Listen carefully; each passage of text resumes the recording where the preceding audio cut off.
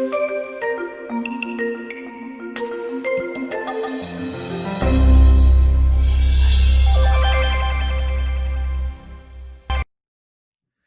my name is Tony Lajeunesse, CEO and President of TL Financial Group. Today's Financially Fit is titled, Washington Turns Very Light Blue. The date of this recording is January 7th. Today is the day that we begin to see Washington start to turn blue. With the Congress meeting last night to count the inaugural votes, and with the Georgia Senate runoff showing both seats won by Democrats, all three arms of the government will be under the control of the Democratic Party come inauguration.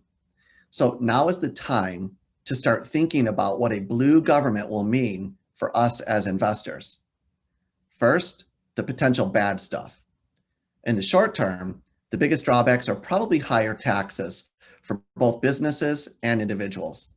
These could directly hit corporate earnings and therefore stock prices. After that will be more regulation and more active anti-business approach, especially around big tech companies.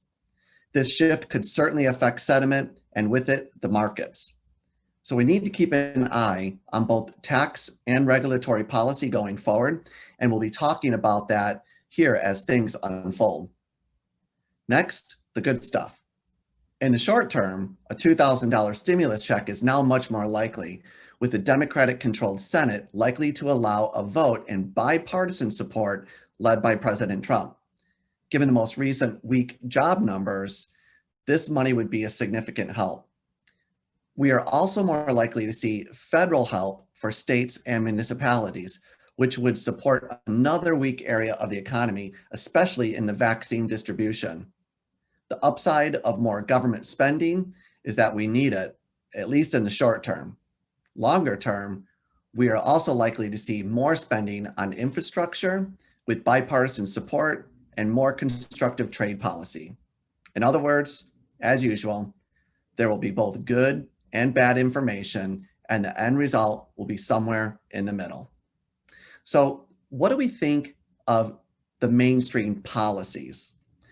What I do not expect to see are policies that will be wildly out of the mainstream. Even in a blue Washington, there simply aren't enough votes.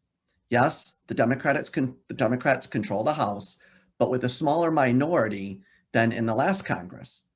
The votes for anything radical just won't be there. Similarly, even with the Democrats winning both the Georgia Senate seats, that takes them to 50 plus the vice president's tiebreaker vote.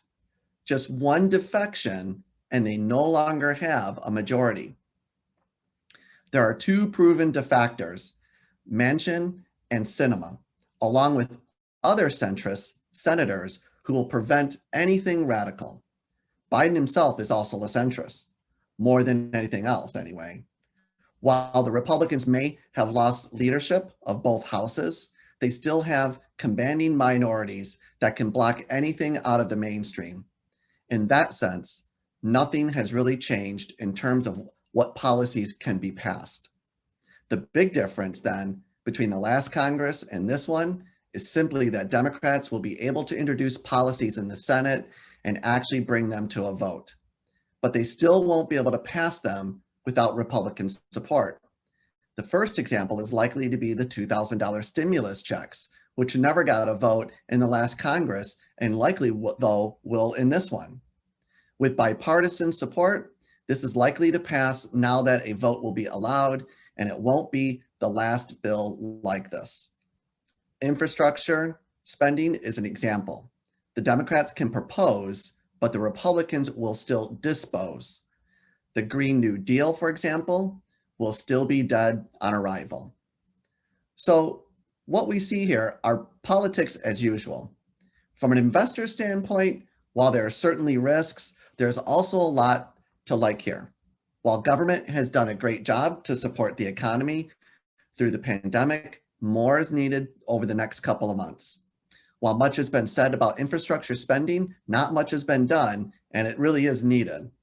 In other words, there are a lot of things that Democrats will want that responsible Republicans can ultimately agree with, even as they can fight against such things in which they disagree.